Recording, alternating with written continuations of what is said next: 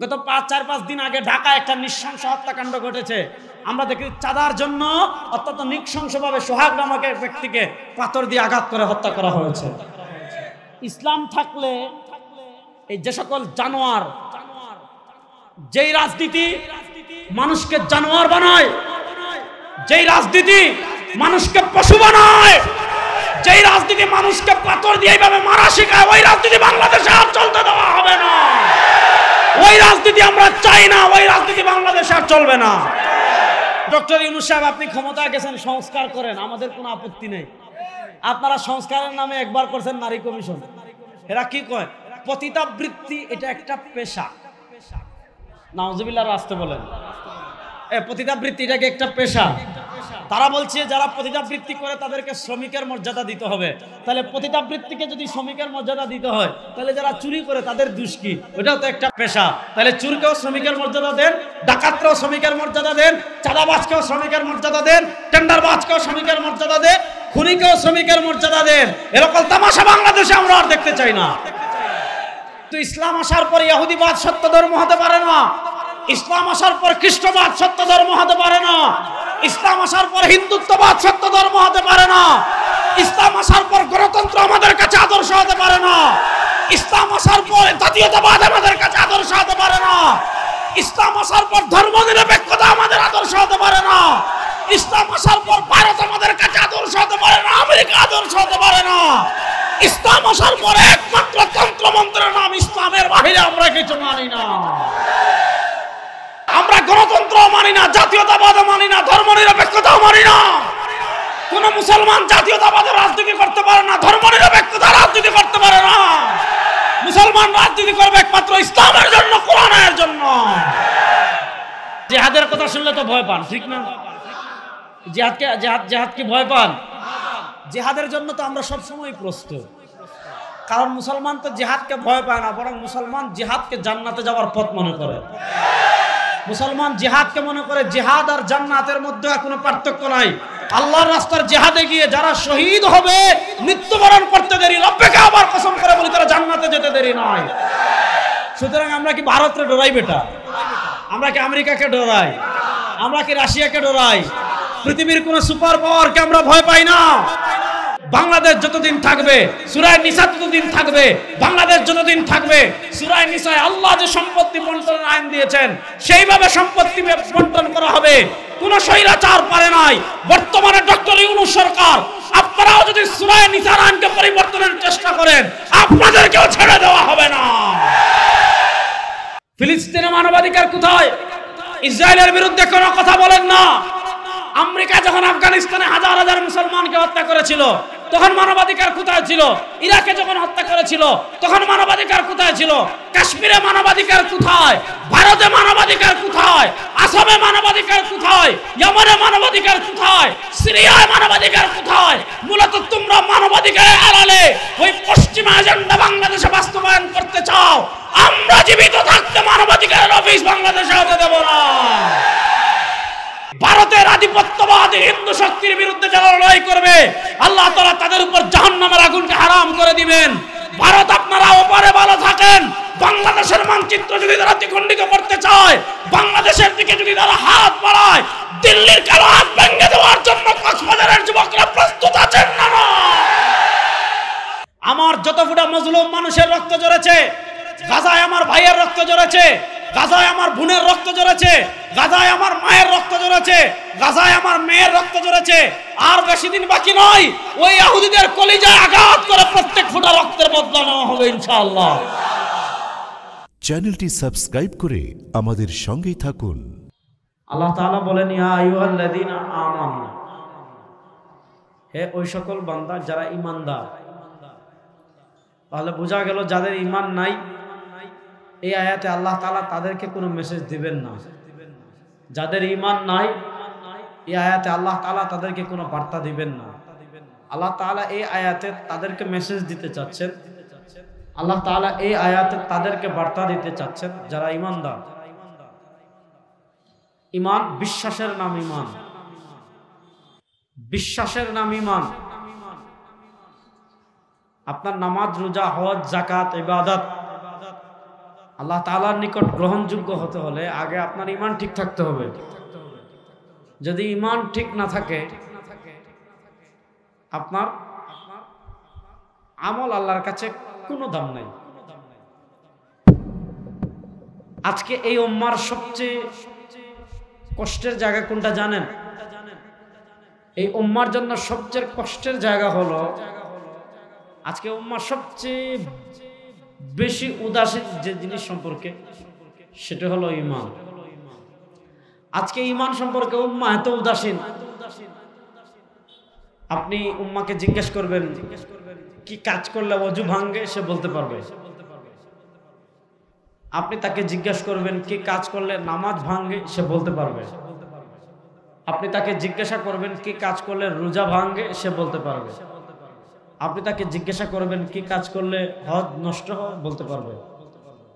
আপনি তাকে জিজ্ঞাসা করবেন কি কাজ করলে ইবাদত নষ্ট হয়, সে বলতে পারবে। আজকে উম্মাহ নামাজ ভঙ্গের কারণ জানে, আজকে উম্মাহ ঈমান ভঙ্গের কারণ জানে, আজকে উম্মাহ রোজা ভঙ্গের কারণ জানে, আজকে উম্মাহ ওযু ভঙ্গের কারণ জানে, কিন্তু আজকে উম্মাহ ঈমান ভঙ্গের কারণ জানে না। আজকে উম্মাহ ঈমান ভঙ্গের কারণ জানে। কিছু কথা এমন আছে যে কথা বললে ঈমান চলে যায়, কিছু কাজ এমন আছে যে কাজ করলে ঈমান চলে যায়, কিছু বিশ্বাস এমন আছে যে বিশ্বাস লালন করলে ঈমান চলে যায়। এই কোন কথা বললে ঈমান চলে যায়, কোন কাজ করলে ঈমান চলে যায়, কোন বিশ্বাস করলে ঈমান চলে যায়, আল্লামা ইবনে আবিদিন শামী রাহমাতুল্লাহ আলাইহি তার ফতোয়ায়ে শামীতে লিখেছেন। এগুলা প্রত্যেক মুসলমানের জন্য জানা ফরজে আইন। কিন্তু আজকে উম্মাহ এতটা উদাসীন হয়ে গিয়েছে, আজকে উম্মাহ ঈমান সম্পর্কে একেবারে গাফেল, একেবারে গাফেল। আমি ঈমান ভঙ্গের একটা কারণ বলি আজকে। দেখেন, দিন মানে ধর্ম। আমাদের ধর্মের নাম বেগুন জয় কন, আমাদের ধর্মের নাম জুড়ে বলেন, আমাদের ধর্মের নাম জুড়ে বলেন না, আমাদের ধর্মের নাম। আল্লাহ তাআলা পবিত্র কোরআনে বলেছেন ইন্নাদ দীন ইনদাল্লাহিল ইসলাম, ইন্নাদ দীন ইনদাল্লাহিল ইসলাম। আল্লাহ রাব্বুল ইজ্জত ওয়াল জালালের কাছে একমাত্র জীবন বিধানের নাম, এটা আল্লাহ এই আয়াতে বলেছেন। আরেক আয়াতে আল্লাহ বলেছেন ওয়া মান ইয়াবতাগি গায়রাল ইসলামি দীনান ফালান ইউকবালা মিনহু ওয়া মান ইয়াবতাগি গায়রাল ইসলামি দীনান ফালান ইউকবালা মিনহু। ইসলাম ছাড়া কেউ যদি ইহুদিবাদকে দ্বীন হিসাবে গ্রহণ করে, ইসলাম ছাড়া কেউ যদি খ্রিস্টবাদকে দ্বীন হিসাবে গ্রহণ করে, ইসলাম ছাড়া কেউ যদি হিন্দুত্ববাদকে দ্বীন হিসাবে গ্রহণ করে, ইসলাম ছাড়া কেউ যদি ধর্মনিরপেক্ষতাকে দ্বীন হিসাবে গ্রহণ করে, ইসলাম ছাড়া কেউ যদি জাতীয়তাবাদকে দ্বীন হিসাবে গ্রহণ করে, ইসলাম ছাড়া কেউ যদি গণতন্ত্রকে দ্বীন হিসাবে গ্রহণ করে, আল্লাহ তাআলা বলেন ফালাই ইউকবালা মিনহু, কোশ্চিন কালেও কবুল করা হবে না।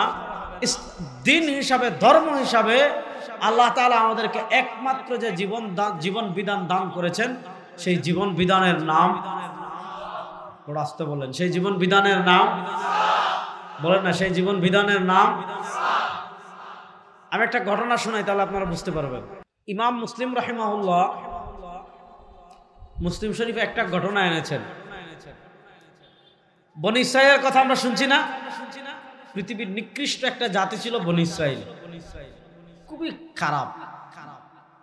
এদের চেয়ে খারাপ, এদের চেয়ে ইতর, এদের চেয়ে নিকৃষ্ট জাতি আল্লাহর জমিনে আর নাই। আপনি দেখবেন কোরআনুল কারীমে আল্লাহ তাআলা বনী ইসরাইলের একজন নবী হযরত মুসা আলাইহিস সালাম, আপনি দেখবেন কোরআনের পাতায় পাতায় পাতায় পাতায় পাতায় পাতায় পাতায় পাতায় পাতায় পাতায় পাতায় পাতায় আল্লাহ তাআলা বনী ইসরাইলের নবী হযরত মুসা আলাইহিস সালামের বর্ণনা দিয়েছেন। মুসা আলাইহিস সালামের উপর আল্লাহ তাআলা যে আসমানে কিতাব অবতীর্ণ করেছিলেন, সে আসমানে কিতাবের নাম ছিল তাওরাত। বলেন, সে আসমানে কিতাবের নাম ছিল তাওরাত। হযরত ওমর ইবনুল খাত্তাব রাদিয়াল্লাহু তাআলা আনহু একদিন নবী করিম সাল্লাল্লাহু আলাইহি ওয়াসাল্লামের কাছে এসেছেন, তার হাতে ছিল তাওরাত। তাওরাত হলো ওই আসমানি কিতাব, যে আসমানি কিতাব আল্লাহ তাআলা মুসা আলাইহিস সালামের উপর অবতীর্ণ করেছেন। উমর ইবনুল খাত্তাব রাদিয়াল্লাহু তাআলা তাওরাত নিয়ে কেন এসেছেন? উমর ইবনুল খাত্তাব রাদিয়াল্লাহু তাআলা নবী করিম সাল্লাল্লাহু আলাইহি ওয়াসাল্লামের কাছে তাওরাত নিয়ে এজন্য এসেছেন যে নবী করিম সাল্লাল্লাহু আলাইহি ওয়াসাল্লাম তার হাতে তাওরাত দেখলে খুশি হবেন, যে মাশাআল্লাহ উমর রাদিয়াল্লাহু তাআলা অনেক জ্ঞান অন্বেষণ করতেছে, উমর রাদিয়াল্লাহু তাআলা পড়াশোনার মাত্রাটা অনেক বেশি, তিনি কোরআন পড়ছেন সাথে তাওরাতও পড়ছেন, খুশি হবেন। কিন্তু উমর ইবনুল খাত্তাব রাদিয়াল্লাহু তাআলা বলেন নবী করিম সাল্লাল্লাহু আলাইহি ওয়াসাল্লাম যখন তার হাতে তাওরাত দেখলেন, নবী করিম সাল্লাল্লাহু আলাইহি ওয়াসাল্লাম তার হাতে তাওরাত দেখে প্রচন্ড রাগ করলেন,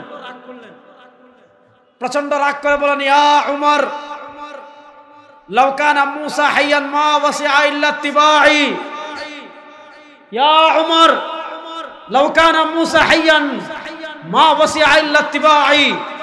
ও উমর শুনো, তুমি কোরআন লাভ করার পর তাওরাত পড়ছো, তুমি ইসলাম আসার পর তাওরাত পড়ছো, তুমি সরওয়ারে দু আলম সাল্লাল্লাহু আলাইহি ওয়াসাল্লামের আদর্শ লাভ করার পর তাওরাত পড়ছো। ওমর শুনো, এই তাওরাত যে মুসা নবীর উপর অবতীর্ণ হয়েছে, এই তাওরাত আল্লাহ তাআলা যে মুসাকে দান করেছেন, লাউ কানা মুসা হাইয়ান, কোরআন আসার পর যদি মুসা দুনিয়াতে জীবিত থাকতেন, কোরআন আসার পর ইসলাম আসার পর যদি মুসা দুনিয়াতে জীবিত থাকতেন, সরওয়ারে দু আলম সাল্লাল্লাহু আলাইহি ওয়াসাল্লাম দুনিয়াতে আসার পর যদি মুসাও জীবিত থাকতেন, মা ওয়াসিআ ইল্লা ইত্তিবাই, মুসা তার ধর্ম বাদ দিয়ে, মুসা তাওরাত বাদ দিয়ে সরওয়ারে দু আলম সাল্লাল্লাহু আলাইহি ওয়াসাল্লামের অনুসারী হয়ে যেত।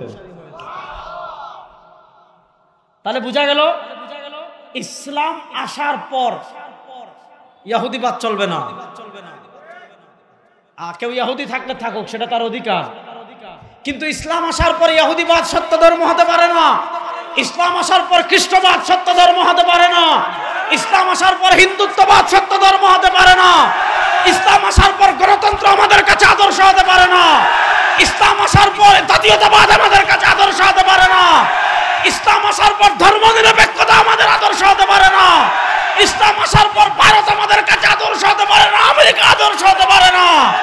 ইসলাম আসার পর একমাত্র তন্ত্রমন্ত্রের নাম ইসলামের বাহিরে আমরা কিছু মানি না। বলেন ইসলাম আসার পর একমাত্র জীবন বিধানের নাম, কথা কয় না রে, এই জেনজি হাত তুলেন সবাই জুড়ে বলেন, ইসলাম আসার পর একমাত্র জীবন বিধানের নাম, ইসলাম আসার পর একমাত্র জীবন বিধানের নাম, এর বাহিরে আমরা এক চুল সর্ব। এখানে একটা জিনিস বুঝেন, ইহুদি খ্রিস্টানরা আমাদের ভিতর কি ঢুকাতে চায় জানেন? ইন্টারফেথ। ইন্টারফেথ মানে কি? আন্তধর্মীয় সংলাপ। তারা বলবে ধর্মে ধর্মে কোনো বিভেদ নাই, সব ধর্মই সত্য। এই সব ধর্ম সত্য? সত্য ধর্ম কয়টা? আরো আসতে বলেন, সত্য ধর্ম কয়টা? আরে মাদ্রাসার ছাত্র আছেন কারা? দিকে হাত তুলেন তো, তাহলে কথা বলেন না কেন আমার সাথে? বলেন তো সত্য ধর্ম কয়টা? সত্য ধর্ম কয়টা? সেটার নাম, সেটার নাম এই ইসলামকে ধারণ করতে কক্সবাজারবাসী প্রস্তুত আছেন? পূর্ণাঙ্গ ইসলামকে ধারণ করতে প্রস্তুত আছেন? আমরা গণতন্ত্র মানি না, জাতীয়তাবাদ মানি না, ধর্মনিরপেক্ষতা মানি না।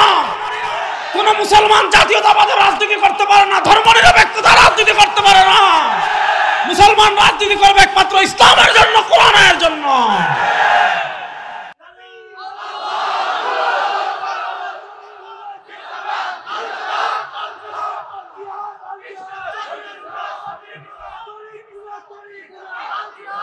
না, জিহাদের কথা শুনলে তো ভয় পান, ঠিক না? জিহাদকে ভয় পান। জিহাদের জন্য তো আমরা সবসময় প্রস্তুত, কারণ মুসলমান তো জিহাদকে ভয় পায় না, বরং মুসলমান জিহাদকে জান্নাতে যাওয়ার পথ মনে করে। মুসলমান জিহাদকে মনে করে জিহাদ আর জান্নাতের মধ্যে কোনো পার্থক্য নাই। আল্লাহর রাস্তার জিহাদে গিয়ে যারা শহীদ হবে, মৃত্যুবরণ করতে দেরি, রব্বকে আবার কসম করে বলি তারা জান্নাতে যেতে দেরি নয়। সুতরাং আমরা কি ভারতকে ডরাই বেটা? আমরা কি আমেরিকাকে ডরাই? আমরা কি রাশিয়াকে ডরাই? পৃথিবীর কোন সুপার পাওয়ারকে আমরা ভয় পাই না।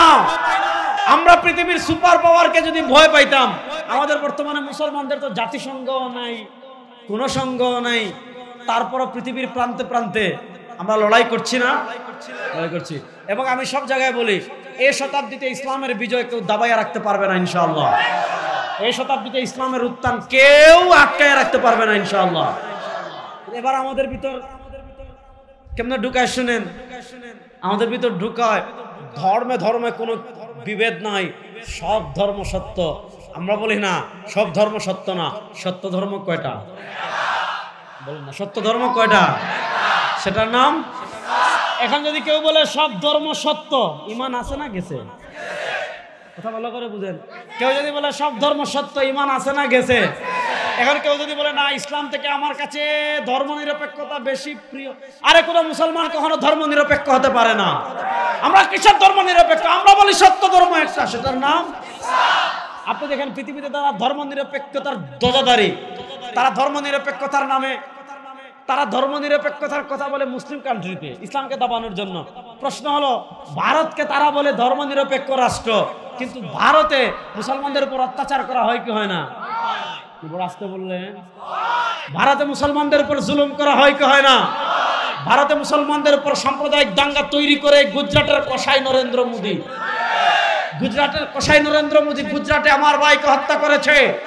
পুরো ভারতে আপনি মুসলমানদের রক্ত দেখবেন।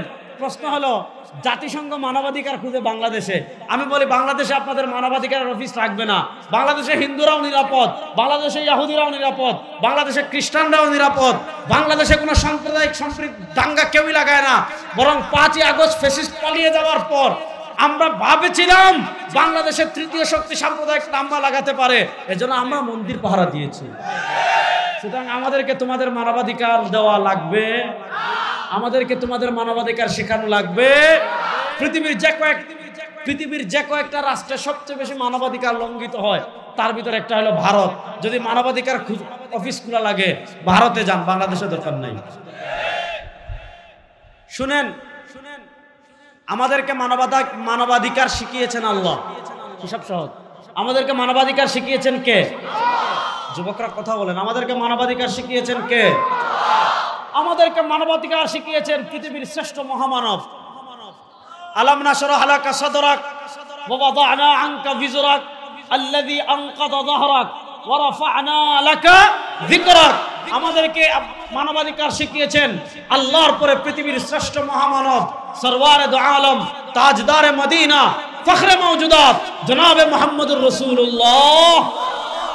সুতরাং আমাদের মানবাধিকার শেখার জন্য জাতিসংঘের কাছে যাওয়ার দরকার, আমাদের মানবাধিকার শেখার জন্য আমেরিকার কাছে যাওয়ার দরকার, আমাদের মানবাধিকার শেখার জন্য রাশিয়ার কাছে যাওয়ার দরকার।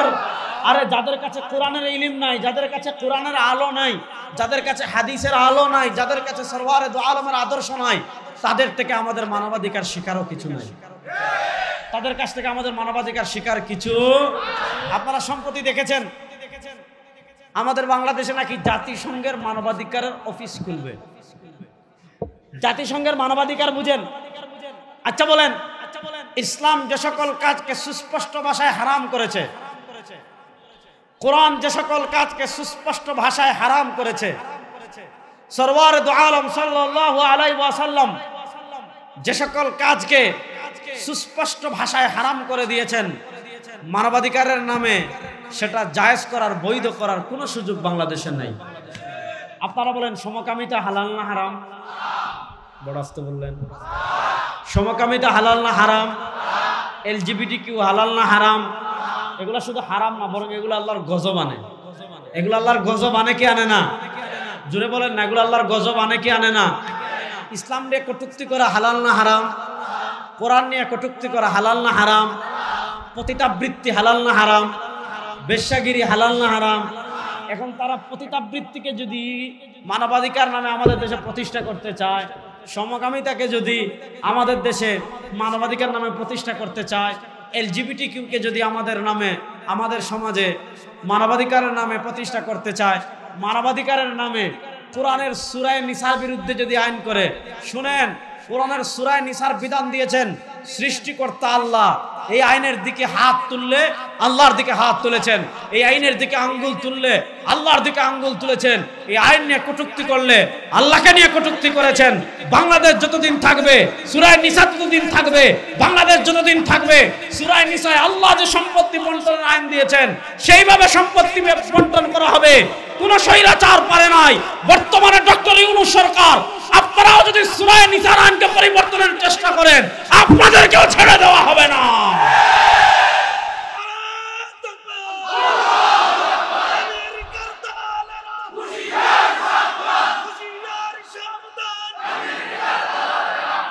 দেখেন বাংলাদেশে গত 16 বছর মানবাধিকার লঙ্ঘন হইল, মানুষকে খুন করা হইল, মানুষকে গুম করা হইল। আপনাদের কক্সবাজারে ক্রসফায়ার, ওই মেরিন ড্রাইভ, এটা কক্সফায়ারের জন্য বিখ্যাত হয়ে গিয়েছিল। ওই একজন সেনা নাম সিনহাকে হত্যা করার পর এটা মোটামুটি কমছে। এর আগে তো আমরা প্রায় দেখতাম, আমরা টেকনাফের একজন কাউন্সিলরকে দেখেছিলাম, তাকে হত্যা করা হয়েছে। তো প্রশ্ন হলো গত 16 বছর বাংলাদেশে যখন পদে পদে মানবাধিকার লঙ্ঘিত হয়েছিল তখন আপনাদের মানবাধিকার কোথায় ছিল? হ্যাঁ, গাজায় মানবাধিকার কোথায়? ফিলিস্তিনে মানবাধিকার কোথায়? ইসরায়েলের বিরুদ্ধে কোনো কথা বলেন না। আমেরিকা যখন আফগানিস্তানে হাজার হাজার মুসলমানকে হত্যা করেছিল তখন মানবাধিকার কোথায় ছিল? ইরাকে যখন হত্যা করেছিল তখন মানবাধিকার কোথায় ছিল? কাশ্মীরে মানবাধিকার কোথায়? ভারতে মানবাধিকার কোথায়? আসামে মানবাধিকার কোথায়? ইয়েমেনে মানবাধিকার কোথায়? সিরিয়ায় মানবাধিকার কোথায়? মূলত তোমরা মানবাধিকারের আড়ালে ওই পশ্চিমা এজেন্ডা বাংলাদেশে বাস্তবায়ন করতে চাও। আমরা জীবিত থাকতে মানবাধিকারের অফিস বাংলাদেশে হতে দেব না।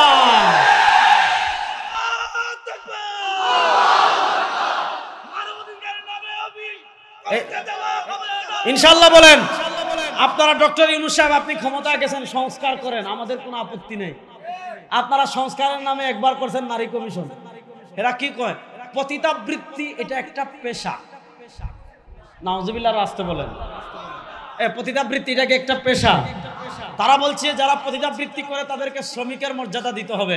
তাহলে পতিতাবৃত্তিকে যদি শ্রমিকের মর্যাদা দিতে হয় তাহলে যারা চুরি করে তাদের দোষ কি? ওটাও তো একটা পেশা। তাহলে চুরকেও শ্রমিকের মর্যাদা দেন, ডাকাতকেও শ্রমিকের মর্যাদা দেন, চাঁদাবাজকেও শ্রমিকের মর্যাদা দেন, টেন্ডারবাজকেও শ্রমিকের মর্যাদা দেন, খুনিকেও শ্রমিকের মর্যাদা দেন। এরকম তামাশা বাংলাদেশে আমরা আর দেখতে চাই না। তাহলে মানবাধিকারকে আমাদের জাতিসংঘ থেকে শিখতে হবে। আমাদেরকে মানবাধিকার শিখিয়েছেন কে? না, আল্লাহর নামে রাস্তে বলেন, এটা তো আল্লাহ তো রাস্তে বলেন, জোরে বলেন, দুই হাত তুলে বলেন। মানবাধিকার শিখিয়েছেন কে? জোরে বলেন, মানবাধিকার শিখিয়েছেন কে?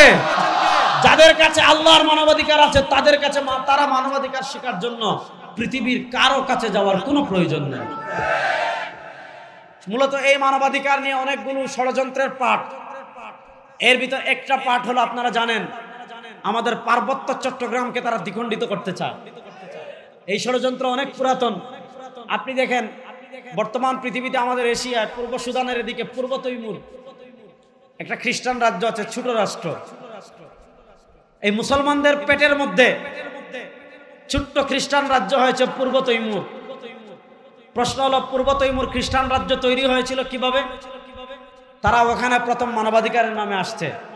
মনে করেন মানবাধিকারের নামে আসছে, এখন কেউ সমকামিতার পক্ষে কথা বলবে, রাষ্ট্র তার বিরুদ্ধে অ্যাকশনে যেতে পারবে না, কারণ জাতিসংঘের মানবাধিকার খাড়া।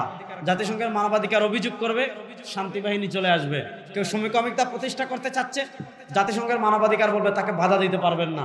কেউ এলজিবিটি কেউ প্রতিষ্ঠা করতে চাচ্ছে, জাতিসংঘের মানবাধিকার বলবে তাকে বাধা দিতে পারবেন না। কেউ ইসলামকে নিয়ে কটূক্তি করবে, জাতিসংঘের মানবাধিকার বলবে বাধা দিতে পারবেন না। বাস এভাবে কিন্তু ইস্ট ইন্ডিয়া কোম্পানিও ব্যবসার নামে প্রথমে আসছিল, সেবার নামে আসছিল, এসে এসে আমাদের স্বাধীনতা হরণ করেছিল।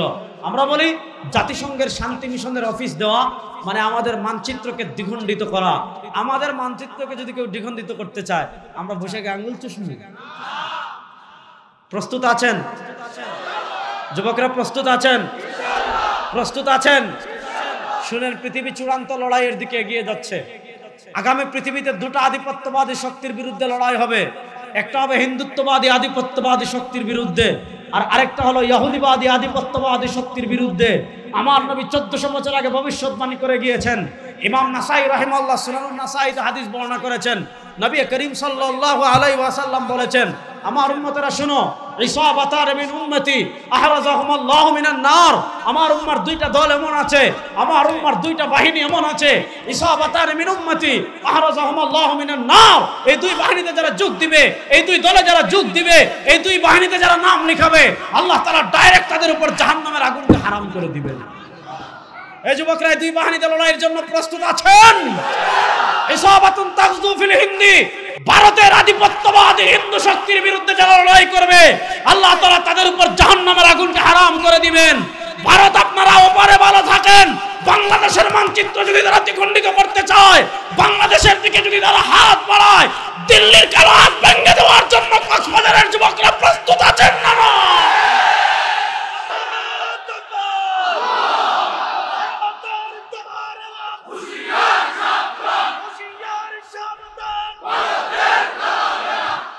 শুনেন, একটা লড়াই হবে আধিপত্যবাদী ভারত শক্তির বিরুদ্ধে, আরেকটা লড়াই হবে ইহুদিদের বিরুদ্ধে। ইনশাআল্লাহ, ইনশাআল্লাহ বলেন। ফিলিস্তিন বিজয় হতে আর বেশি দিন বাকি নাই।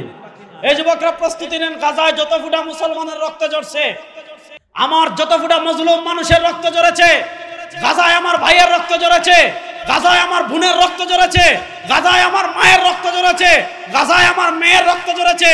আর বেশি দিন বাকি নয়, ওই ইহুদিদের কলিজায় আঘাত করে প্রত্যেক ফোঁটা রক্তের বদলা নেওয়া হবে ইনশাআল্লাহ। এজন্য তারা চিন্তা করছে, কিরে এই জাতির তো থামানো যাবে না। যেই জাতি মরলে জান্নাত লাভ করে, যেই জাতি জান্নাতের জন্য এই আধুনিক যুগে ট্যাঙ্কের বিরুদ্ধে পাথর নিয়ে বের হয়ে যায়, যারা আপনার ড্রোনের বিরুদ্ধে সামান্য কঙ্কর নিয়ে বের হয়ে যায়, যারা আপনার বড় বিমান মিসাইলের বিরুদ্ধে, কামানের বিরুদ্ধে বালি নিয়ে মাটি নিয়ে বের হয়ে যায়, এই জাতিকে পৃথিবীর কেউ পরাজিত করতে পারবে? বলে না, এই জাতিকে পৃথিবীর কেউ পরাজিত করতে পারবে? এজন্য তারা খেলা আরেকটা শুরু করছে। সেটা হলো কি? বুদ্ধিবৃত্তিক কিছু যুদ্ধ আমাদের ভিতর চালু করে দিয়েছে। সেই যুদ্ধটা কি? সেই যুদ্ধটা বুঝার আগে একটা হাদিস পড়ে বুখারী শরীফে, তাহলে বুঝবেন। আপনারা বেগুন আনলগে আসেন তো? আচ্ছা, আমি সিলেটে, আপনারা চট্টগ্রাম। কোথায় সিলেট আর কোথায় চট্টগ্রাম? বলছি কক্সবাজার। আমার বাড়ি বাংলাদেশের এক পাশ, আমাদের পরে ইন্ডিয়া, আপনারা বাংলাদেশের আরেক পাশ, আপনাদের পরে সমুদ্র, ফুলকিনারা নাই। মায়ানমার তো ওইদিকে ভাই, টেকনাফের দিকে, এদিকে না তো। আচ্ছা শুনেন, ইমাম বুখারী রাহিমাহুল্লাহ সহিহ বুখারীতে হাদিস এনেছেন, নবী করিম সাল্লাল্লাহু আলাইহি ওয়াসাল্লাম। যুবকরা ভালো করে হাদিসটা শুনেন। আজকে আমরা ইসলাম মানিয়ে ফেলছি শুক্রবারে মসজিদে জিলাপি খাওয়া, ঠিক না? মসজিদে এক সপ্তাহে জিলাপি ফেলে, আরেক সপ্তাহে খিচুড়ি পেলে যুবকরা খুশি। কিন্তু শুনেন, নবী করিম সাল্লাল্লাহু আলাইহি ওয়াসাল্লাম 1400 বছর আগে বলে গিয়েছেন, লা তাত্তাবিউন্না সুনানা মান কানা ক্বাবলাকুম শিবরাম বিশিবরিম ওয়া যিরাআম বিযিরা'। লা তাত্তাবিউন্না সুনানা মান কানা ক্বাবলাকুম শিবরাম বিশিবরিম ওয়া যিরাআম বিযিরা' হাত্তা লাউ সালাকু ফি জুহরি যাব্বিন লাসালাকতুমু। ক্বালু আহুমুল ইয়াহুদ ওয়ান নাসারা। ক্বালা ফামান। নবী করিম সাল্লাল্লাহু আলাইহি ওয়াসাল্লাম বলেন, এই উম্মার উপর এমন একটা সময় আসবে, এই উম্মার উপর এমন একটা কাল আসবে, এই উম্মার উপর এমন একটা যুগ আসবে, লা তাত্তাবিউন্না সুনানা মান কানা ক্বাবলাকুম শিবরাম বিশিবরিম ওয়া যিরাআম বিযিরা'। মুসলমানরা সব কাজে, প্রত্যেকটা কদমে কদমে, সব কাজে, সব ক্ষেত্রে, লা তাত্তাবিউন্না সুনানা মান কানা ক্বাবলাকুম, মুসলমান প্রত্যেক কাজে, সব কাজে, সব বিষয়ে মুসলমানরা ইহুদি খ্রিস্টানের অনুসরণ করবে। হাত্তা লাউ সালাকু ফি জুহরি যাব্বিন, ইহুদি খ্রিস্টানরা যদি গুইসাপের গর্তে প্রবেশ করে, লাসালাকতুমুহু, মুসলমান পিছনে তাকাবে না। অর্থাৎ মুসলমানের কিবলা তখন নবী থাকবেন না, মুসলমানের আদর্শ তখন সরওয়ারে দু আলম থাকবেন না, মুসলমানের আদর্শ তখন আমার মুস্তাফা থাকবেন না, মুসলমানের আদর্শ তখন আমার কামলিওয়ালা থাকবেন না, মুসলমানের আদর্শ তখন দু জাহানের বাচ্চা থাকবেন না। মুসলমানদের কাছে আদর্শ হয়ে যাবে ইহুদিরা, মুসলমানের কাছে আদর্শ হয়ে যাবে খ্রিস্টানরা। মুসলমানরা ইহুদি খ্রিস্টানের কি পরিমাণ অন্ধ আনুগত্য করবে, মুসলমানরা ইহুদি খ্রিস্টানের কি পরিমাণ অন্ধ অনুসরণ করবে। হাত্তা লাউ সালাকু ফি জুহরি যাব্বিন, ইহুদি খ্রিস্টানরা গু খাইলে মুসলমানও খাবে, ইহুদি খ্রিস্টানরা পেশাব খাইলে মুসলমানও খাবে, ইহুদি খ্রিস্টানরা ল্যাংটা থাকলে মুসলমানও থাকবে, ইহুদি খ্রিস্টানরা সিডাপ প্যান্ট পরলে মুসলমানও পরবে, ইহুদি খ্রিস্টানরা উলঙ্গ থাকলে মুসলমানও থাকবে, ইহুদি খ্রিস্টানরা মাথার চুল যেভাবে না করবে মুসলমান ওইভাবে করবে, ইহুদিরা যেভাবে নাচাবে মুসলমান ওইভাবে নাচাবে, খ্রিস্টানরা যেভাবে নাচাবে মুসলমানরা ওইভাবে নাচবে। অর্থাৎ মুসলমান প্রত্যেকটা কদমে কদমে ইহুদি খ্রিস্টানকে ফলো করবে। এমনকি হাত্তা লাউ সালাকু ফি জুহরি যাব্বিন, ইহুদি খ্রিস্টান যদি গুই সাপের গর্তে প্রবেশ করে মুসলমানও গুই সাপের গর্তে প্রবেশ করবে। আজকে আপনি দেখেন কোন বাড়িতে দাওয়াত খাইতে গেছেন, খাবারের পরে মিষ্টি নাই, তখন নবীর আদর্শ খুঁজেন। কি বলেন? খাবারের পর মিষ্টি খাওয়া সুন্নাত, ঠিক কিনা? আপনি মিষ্টি খাওয়ার সময় নবীকে খুঁজেন, আপনি কবর জিয়ারত করার সময় নবীকে খুঁজেন, আপনি শবে বরাতে হালুয়া রুটি খাওয়ার সময় নবীকে খুঁজেন, আপনি উরুসের সময় নবীকে খুঁজেন, আপনি শুক্রবারে মসজিদে জিলাপি খাওয়ার সময় নবীর আদর্শ খুঁজেন, আপনি বাবা ভান্ডারির উরুসে গান বাজনা করে মহিষ নিয়ে যাওয়ার সময় নবীকে খুঁজেন। কিন্তু আপনার রাজনীতিতে নবী নাই, আপনার অর্থনীতিতে নবী নাই, আপনার সংবিধানে নবীর আদর্শ নাই, আপনার বিচার ব্যবস্থায় নবীর আদর্শ নাই, আপনার সংসদে নবীর আদর্শ নাই, আপনার অর্থনীতিতে নবীর আদর্শ নাই। আজকে আমাদের সমাজের কোথাও নবীর আদর্শ নাই, শুধু খাওয়ার সময় নবীর আদর্শ খুঁজে। আল্লাহ কি বলছেন? লাকাদ কানা লাকুম ফি রাসূলিল্লাহি উসওয়াতুন হাসানা। খাওয়ার সময় নবী করিম সাল্লাল্লাহু আলাইহি ওয়াসাল্লাম আদর্শ, ঘুমানোর সময় নবী করিম সাল্লাল্লাহু আলাইহি ওয়াসাল্লাম আদর্শ, ব্যবসা করার সময় নবী করিম সাল্লাল্লাহু আলাইহি ওয়াসাল্লাম আদর্শ, সমাজ পরিচালনার সময় নবী করিম সাল্লাল্লাহু আলাইহি ওয়াসাল্লাম আদর্শ, রাজনীতির সময় নবী করিম সাল্লাল্লাহু আলাইহি ওয়াসাল্লাম আদর্শ, সংবিধান লেখার সময় নবী করিম সাল্লাল্লাহু আলাইহি ওয়াসাল্লাম আদর্শ, রাষ্ট্র পরিচালনার সময় আদর্শ কে? গণতন্ত্র, Bharat, America, Russia, Abraham Lincoln. কিন্তু সমস্যা কি? আজকে আমাদের মুসলমান, এই যে কক্সবাজারে এত হাজার মুসলমান, রাজনীতিতে নবীর আদর্শ বাস্তবায়ন করার চিন্তা আমাদের মাঝে আছে? কয়জনের মাঝে আছে? রাষ্ট্রে নবীর আদর্শ বাস্তবায়ন করার চিন্তা আমাদের মাঝে আছে? অথচ আমার নবী, আল্লাহু আকবার বলেন, একটু জোরে বলেন, আমার নবী আমাদের জন্য কত বেকরার ছিলেন, কত মহব্বত করতেন তিনি আমাদের। সুবহানাল্লাহ পড়েন, সুবহানাল্লাহ জোরে পড়েন। আমাদের নবী আমাদেরকে কত ভালোবাসতেন জানেন? আল্লাহ নবী সাল্লাল্লাহু আলাইহি ওয়াসাল্লাম বলেন, লিকুল্লি নাবিয়্যিন দাওয়াতুন মুস্তাজাবা ওয়া ক্বাদ তাআজ্জালা কুল্লু নাবিয়্যিন দাওয়াতাহুম ওয়া ইন্নী ইখতারতু দাওয়াতি লিআহলিল কাবায়ির মিন উম্মতি। আল্লাহ নবী সাল্লাল্লাহু আলাইহি ওয়াসাল্লাম বলেন, আমার উম্মতকে আমি কত ভালোবাসি জানো? আল্লাহ নবী সাল্লাল্লাহু আলাইহি ওয়াসাল্লাম বলেন, একদিন জিবরিল আমার কাছে আসছেন, আয়েশা বলেন, ইয়া রাসূলুল্লাহ, লিকুল্লি নাবিয়্যিন দাওয়াতুন মুস্তাজাবা। আল্লাহ তাআলা দুনিয়াতে যত নবী পাঠিয়েছিলেন, আল্লাহ তাআলা দুনিয়াতে যত রাসূল পাঠিয়েছিলেন, সব নবীকে, সব রাসূলকে আল্লাহ তাআলা দুনিয়াতে একটা স্পেশাল অফার দিয়েছিলেন। সেটা কিসের অফার? দাওয়াতুন মুস্তাজাবা, একটা কবুল দোয়ার অফার আল্লাহ তাআলা সব নবীকে করেছিলেন, আল্লাহ তাআলা সব রাসূলকে করেছিলেন। ও আল্লাহর নবী, ওয়াকাত তাআজ্জালা কুল্লু নাবিয়্যিন দাওয়াতাহুম, সব নবী সব রাসূল আল্লাহ তাআলা যখন অফার করেছেন, নবী এখন একটা দোয়া করেন, যে দোয়া করবেন তা কবুল করব, যা চাইবেন তা দিব, যা করে দেওয়ার কথা বলবেন তা করে দিব। আমার নবী সাল্লাল্লাহু আলাইহি ওয়াসাল্লাম বলেন, ওয়াকাত তাআজ্জালা কুল্লু নাবিয়্যিন দাওয়াতাহুম, সব নবী সব রাসূল তাদের স্পেশাল দোয়াটা দুনিয়া থেকে করে চলে গিয়েছেন। সরওয়ার দু আলম সাল্লাল্লাহু আলাইহি ওয়াসাল্লাম বলেন, ওয়া ইন্নী ইখতারতু দাওয়াতি লিআহলিল কাবায়ির মিন উম্মতি। আল্লাহ তাআলা যখন আমাকে অফার করেছেন, আল্লাহ তাআলা যখন আমাকে সুযোগ দিয়েছেন, আল্লাহ তাআলা যখন আমার কাছে জিবরিল পাঠিয়েছেন, আমি বলেছি আমি আমার স্পেশাল দোয়াটা দুনিয়াতে করব না, দুনিয়াতে কিছু চাইবো না, দুনিয়াতে আমার স্পেশাল দোয়াটা করে আমি যাব না। আমার স্পেশাল দোয়াটা আমি বিচার দিবসের জন্য রেখে দিয়েছি, আমার স্পেশাল দোয়াটা আমি হাসরের মাঠের জন্য রেখে দিয়েছি।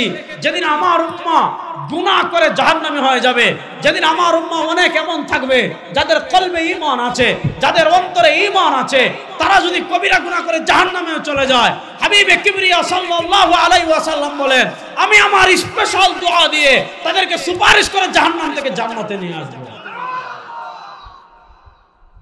কাকে আনবেন?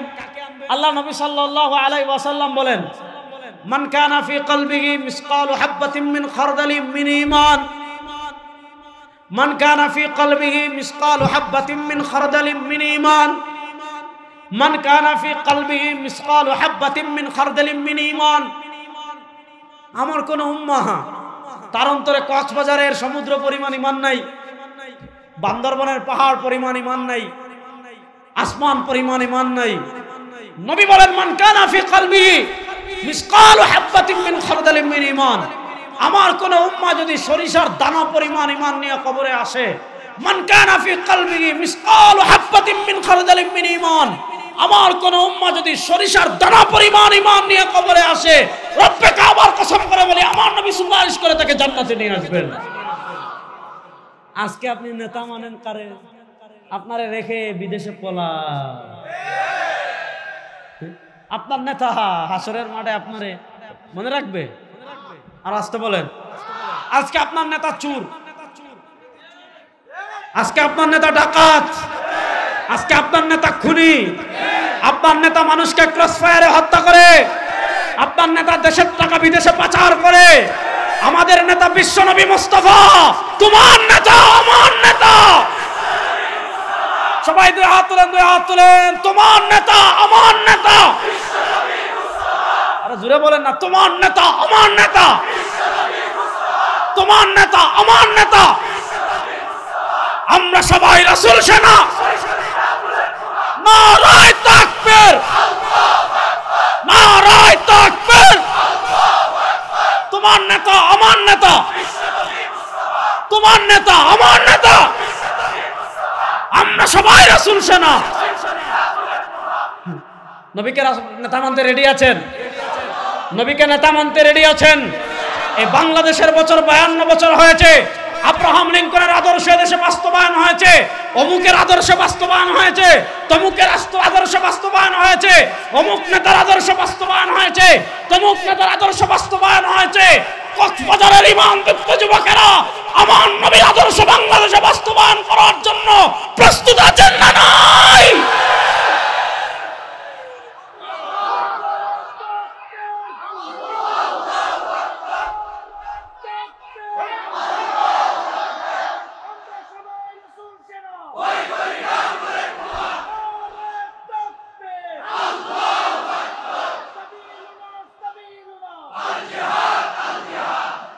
শুনেন, আমার নবীর আদর্শ বাস্তবায়ন করলে কি লাভ হবে? একটা হাদিস শোনাবো না করে শোনাবো? আল্লাহ নবী সাল্লাল্লাহু আলাইহি ওয়াসাল্লাম বলেছেন, শোনো, আনা ফারাতুল লাকুম ইনদাল হাউযি ইয়াউমাল কিয়ামাহ, আমার রক্তমাখা ইসলাম রেখে যাচ্ছি, আমার দান দান শহীদ করা আদর্শ রেখে যাচ্ছি। এটার জন্য প্রস্তুত থাকবি, মেহনত করবি, রক্ত দিবি, ঘাম দিবি, টাকা দিবি, পয়সা দিবি, যা লাগে তা করবি। লাভ কি হবে জানিস? আনা ফারাতুল লাকুম ইনদাল হাউযি ইয়াউমাল কিয়ামাহ, কিয়ামতের দিন হাউজে কাউসারে আমি নবী তোদের জন্য অপেক্ষা করতে থাকবো। আল্লাহ নবী বলেন, ওয়াদাদু কুবিহি মিসলু আদাদিন নুজুম, আসমানের তারকা সারা দুনিয়ার মানুষ গুণে শেষ করতে পারবেন না।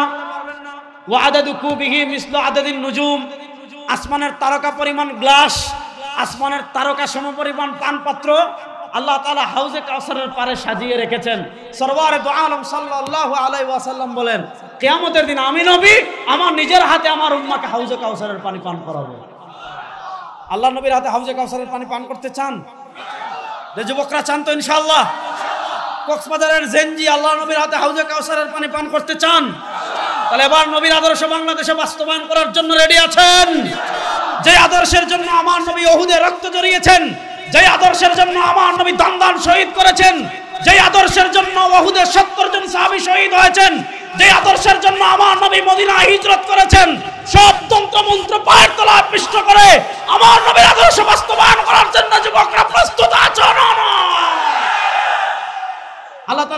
কবুল করুক, সবাই বলেন আমিন। আল্লাহ নবী সাল্লাল্লাহু আলাইহি ওয়াসাল্লাম যখন বলেন হাউজে কাউসারে আমি নবী তোদের অপেক্ষা করতে থাকবো, সুবহানাল্লাহ পড়েন। হাদিসের পরের অংশটা শুনুন, তাহলে মজা পাবেন। এক গ্রাম্য সহজ সরল সাহাবী ছিলেন। উনি বলেন ইয়া রাসূলুল্লাহ, আচ্ছা ঠিক আছে, আপনি হাউজে কাউসারে আমাদের অপেক্ষা করবেন, আপনার উম্মার অপেক্ষা করবেন, খুবই ভালো কথা, কিন্তু কিয়ামতের দিন কি খালি আপনার উম্মা উঠবে? না, কিয়ামতের দিন সব নবীর সব উম্মা উঠবে। এমন কোন নবী নাই উঠবেন না, এমন কোন মানুষ নাই কিয়ামতের মাঠে উঠবে না, সব মানুষ তো কিয়ামতের মাঠে উঠবে। আচ্ছা ঠিক আছে, আপনি আবু বকর রাদিয়াল্লাহু তাআলাকে চিনবেন, দুনিয়াতে দেখছেন। আপনি ওমর রাদিয়াল্লাহু তাআলাকে চিনবেন, দুনিয়াতে দেখছেন। আপনি উসমান রাদিয়াল্লাহু তাআলাকে চিনবেন, দুনিয়াতে দেখছেন।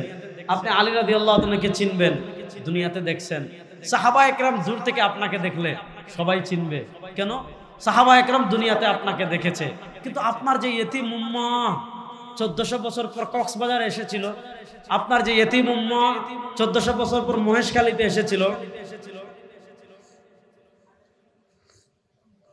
আপনার যে ইয়েতিম উম্মা 1400 বছর পর টেকনাফে এসেছিল, আপনার যে ইয়েতিম উম্মা 1400 বছর পর রামুতে এসেছিল, আপনার যে ইয়েতিম উম্মা 1400 বছর পর কুতুবখালীতে এসেছিল, আর কি আছে এদিকে চকরিয়াতে এসেছিল, আপনার যে ইয়েতিম উম্মা 1400 বছর পর বাংলাদেশে এসেছিল। যাক, সবাই শামিল হয়ে গেলেন। 1400 বছর পর যে উম্মা বাংলাদেশে এসেছিল, ইয়া রাসূলুল্লাহ, সে তো দুনিয়াতে আপনাকে দেখে নাই, আপনিও তাকে দুনিয়াতে দেখেন নাই।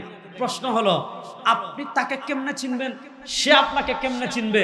সে আপনাকে না দেখে আপনার আদর্শের জন্য প্রস্তুত ছিল, আপনার দিন বিজয়ের মেহনত করেছে, আপনার আদর্শ টাকার পিছনে পড়ে ছাড়ে নাই, আপনার আদর্শ পয়সার পিছনে পড়ে ছাড়ে নাই, আপনার আদর্শ সে কখনো পরিত্যাগ করেনি। ইয়া রাসূলুল্লাহ, হাসরের মাঠে ওই কক্সবাজারের উম্মাটা 1400 বছর পরে আসছে, আপনি তাকে কেমনে চিনবেন যে সে আপনার উম্মা?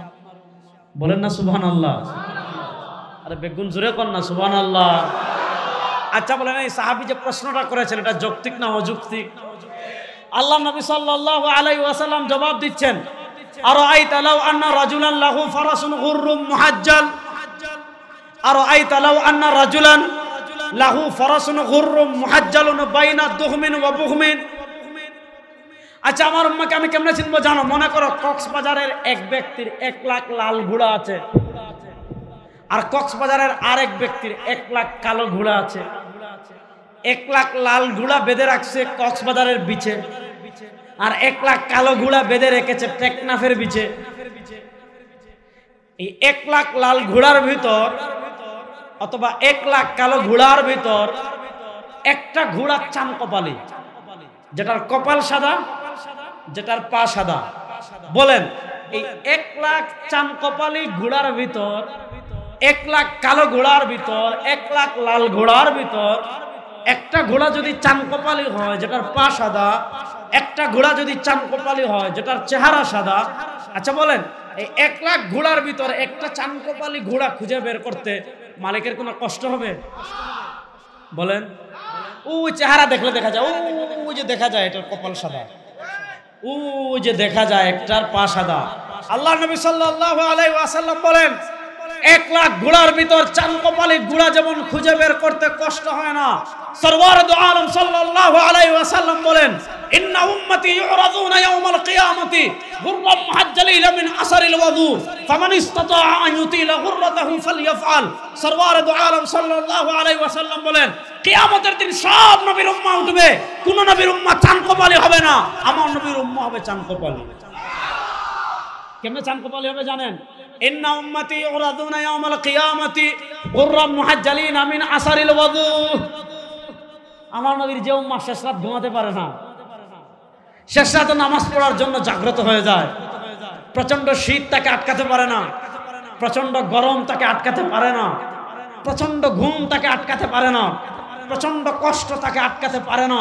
নবী করিম সাল্লাল্লাহু আলাইহি ওয়াসাল্লাম বলেন, এই যে আমার উম্মাহ শেষ রাতে উঠে নামাজ পড়েছে, তাহাজ্জুদ পড়েছে, তাহাজ্জুদ না পড়ে ফজরের নামাজ পড়েছে, নামাজ পড়তে কি করেছে? হাত ধৌত করেছে। নামাজ পড়তে কি করেছে? চেহারা ধৌত করেছে। নামাজ পড়তে কি করেছে? পা ধৌত করেছে। নবী করিম সাল্লাল্লাহু আলাইহি ওয়াসাল্লাম বলেন, ইন্না উম্মতি ইউরাদুনা ইয়াওমাল কিয়ামতি গুররাম মুহাজ্জালিনা মিন আসরিল ওযু। কিয়ামতের দিন তার হাত, চেহারা, পা নূরে জ্বলজ্বল করতে থাকবে। তারকা রাত্রে আকাশে দেখা যায় কি যায় না? কক্সবাজারের বিচ থেকে তো দেখা যায় না, দেয়নি? আপনারা ক্লান্ত হয়ে গেছেন? আপনারা ক্লান্ত হলে আমার বয়ান শেষ। আমি কিন্তু মূল বিষয় এখনো শুরুই করিনি। বুঝতেছেন নি কিছু? কক্সবাজারে আমি এদিকে কখনো ওয়াজ করি না, এই প্রথম, বুঝছেন তো? প্রথম ওয়াজ যদি আপনারা একটু মনোযোগী হন তাহলে হবে। আছেন তো আমার সাথে? আর বেগুন আছেন তো আর লোকে? আচ্ছা, ভালো করে শুনেন। আকাশের তারকা যেমন ঝলমল করে, হাসরের মাঠে এই উম্মার যারা নামাজ পড়বে ফজরের, জোহরের, আসরের, মাগরিবের, এশার, এদের হাত পা চেহারা নূরে জ্বলজ্বল করতে থাকবে। আল্লাহ নবী সাল্লাল্লাহু আলাইহি ওয়াসাল্লাম দেখবেন হাসরের মাঠের ওই কোণায় দেখা যায় একজনের চেহারা থেকে তারকার মতো আলো বের হয়, একজনের পা থেকে তারকার মতো আলো বের হয়, একজনের হাত থেকে তারকার মতো আলো বের হয়। আমার নবী চিনে ফেলবেন এটা মুসার উম্মাহ হতে পারে না, এটা ঈসার উম্মাহ হতে পারে না, এটা অন্য কোনো নবীর উম্মাহ হতে পারে না। আমার নবী ফেরেশতাদেরকে দিয়ে এনে ডাক দিয়ে নিজের হাতে হাউজে কাউসারের পানি পান করতে। আল্লাহ নবীর হাতে হাউজে কাউসারের পানি পান করতে চান তো? আল্লাহ নবীর হাতে হাউজে কাউসারের পানি পান করতে চান তো? তাহলে এবার নবীর আদর্শ বাস্তবায়ন বাংলাদেশে চান কি চান না? বাংলাদেশে অনেক আদর্শ দেখেছি, আর কোন আদর্শ দেখতে চাই না। এবার পৃথিবীর শ্রেষ্ঠ আদর্শ ইসলামকে সংসদে প্রতিষ্ঠা করার জন্য প্রস্তুত আছেন না? না,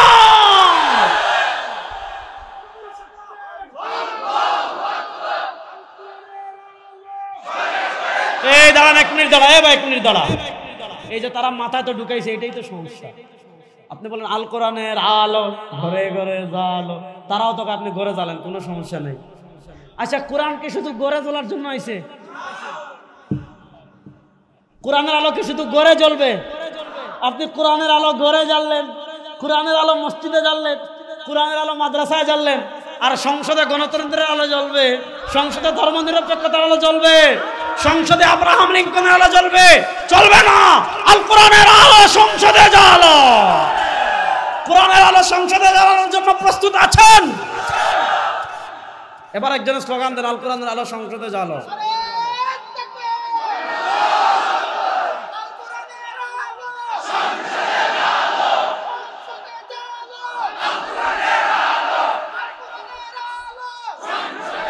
ভাই হাত তুলে বলেন।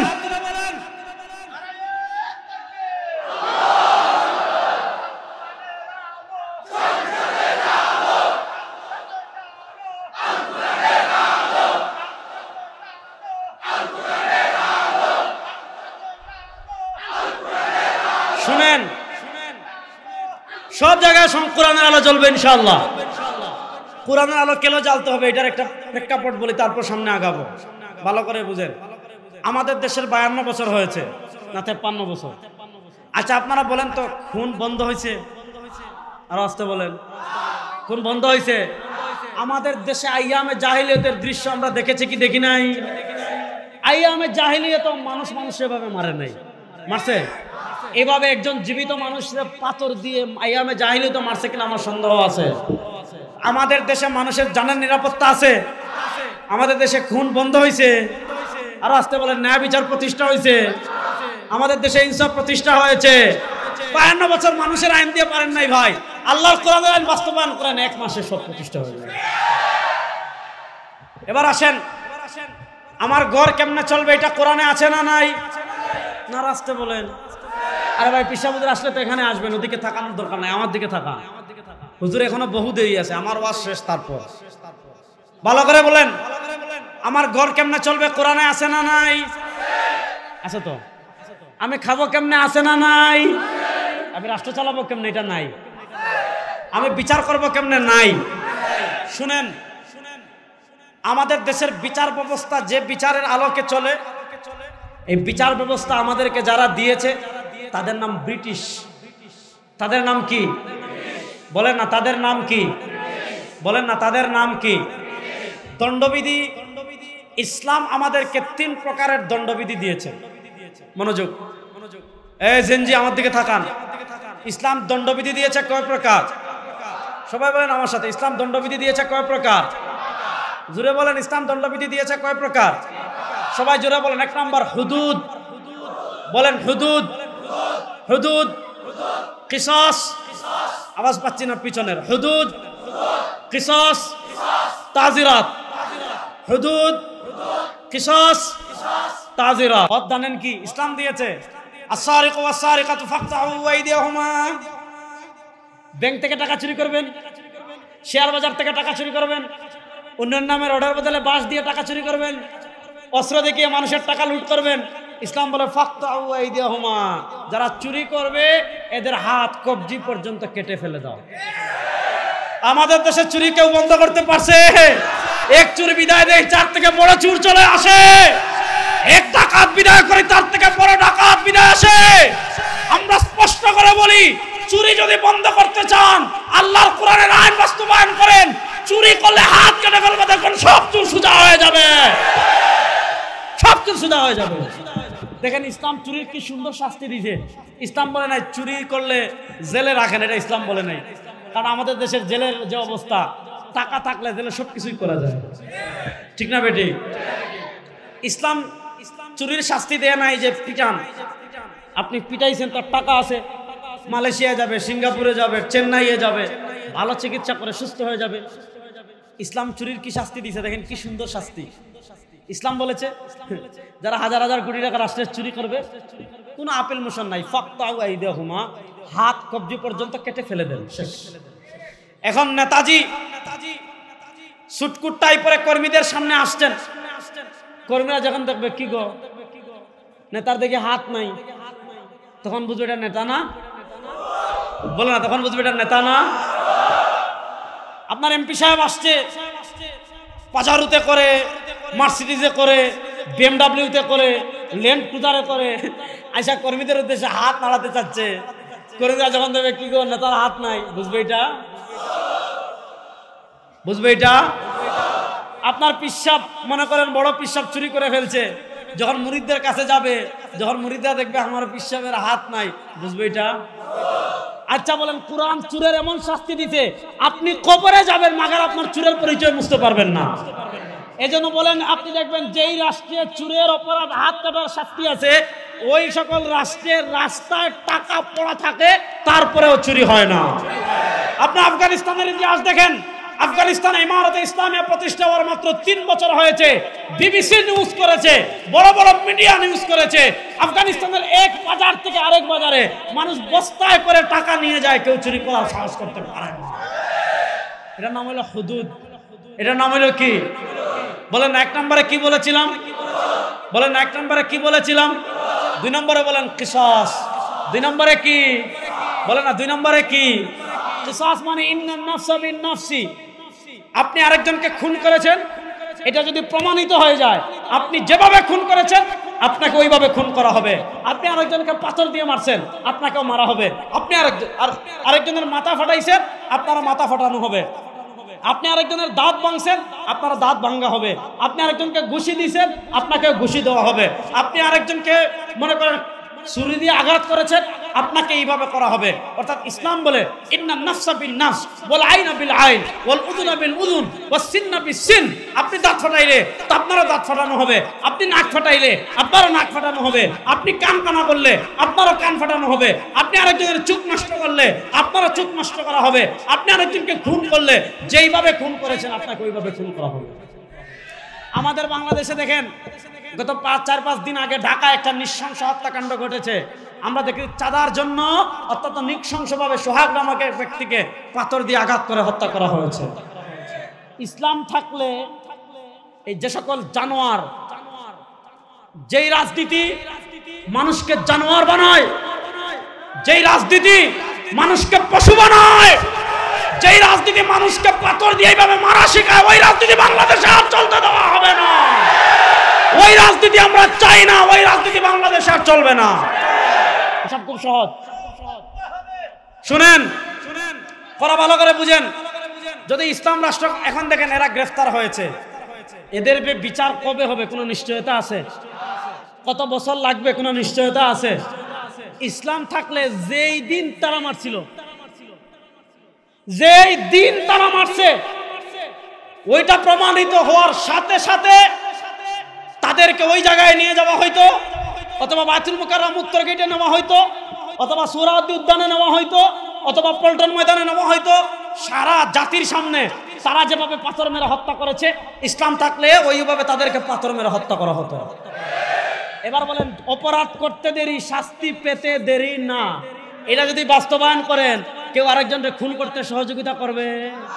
আমাদের দেশে খুন তো পান্তাবাদ, খেলে ব্রাজিল আর্জেন্টিনা। ও মনির ভাই চলে আইছে না, শেষ। খেলে ব্রাজিল আর্জেন্টিনা, কত দূর আমাদের থেকে হিসাব নাই। বাংলাদেশ না খেলে, বাংলাদেশ না গোল দে, বাংলাদেশ খেলবে দূরের কথা, কখনো বাছাই পর্বে যাইতে পারে না। বুঝেন না কথা? খেলে ব্রাজিল, খেলে আর্জেন্টিনা, আর বাংলাদেশ তৃতীয় নম্বর বাচ্চার মতো 2022 সালে যখন বিশ্বকাপ হয়, ব্রাজিল আর্জেন্টিনার খেলা নিয়ে মারামারি করে আমাদের দেশে মারা গেছে মাত্র 23 জন। নাউজুবিল্লাহ, বাড়িতে গিয়ে জুড়ে বলবেন, নাচতে বলবেন। এই এত মানুষের খুন পান্তাবাদ কেন হইলো? ইসলামী আইন নেই। ইসলামী আইন বাংলাদেশে বাস্তবায়ন হোক। এখন শুনেন, ইমান ভঙ্গের কারণ দিয়ে ওয়াজ শুরু করেছিলাম। এখন আপনি যদি সুশীল সজেন, ইসলামী আইন এটা এই যুগে চলবে না, আপনি সুশীল হয়ে টকশোতে বললেন যে ইসলামের আইন এটা বর্বর, আপনি বলেন ইসলামের আইন এটা মধ্যযুগীয় বর্বরতা, আপনি বলেন ইসলামী আইন এটা ডিজিটাল যুগে চলে না, আপনি এটা বলতে দেরি, আপনি মুরতাদ হতে দেরি না। আপনি এটা বলতে দেরি, আপনার ঈমান চলে যেতে দেরি না। এই বাংলাদেশে ব্রিটিশের আইন 52 বছর দেখেছেন। এই ব্রিটিশের আইন দিয়ে মানুষের ন্যায় বিচার প্রতিষ্ঠা করা দূরের কথা। আমি ওই দিন নারায়ণগঞ্জ আমার বক্তৃতায় বলেছিলাম, ব্রিটিশ প্রবর্তিত আইন দিয়ে একটা পশু পাখিরও ন্যায় বিচার করা সম্ভব নয়। সুতরাং কোরআনের আইন বাস্তবায়ন হোক। কারা কারা চান দেখে হাত তুলেন তো। কোরআনের আইন বাস্তবায়ন করার জন্য প্রস্তুত আছেন ইনশাআল্লাহ?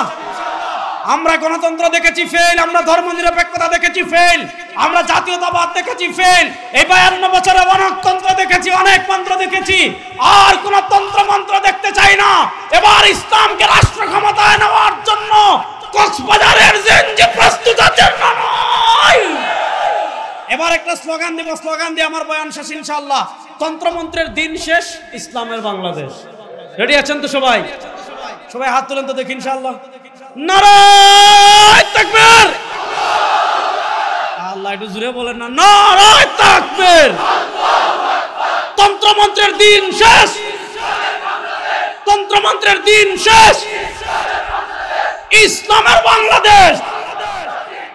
তন্ত্রমন্ত্রের দিন শেষ, তন্ত্রমন্ত্রের দিন শেষ, ইসলামের বাংলাদেশ।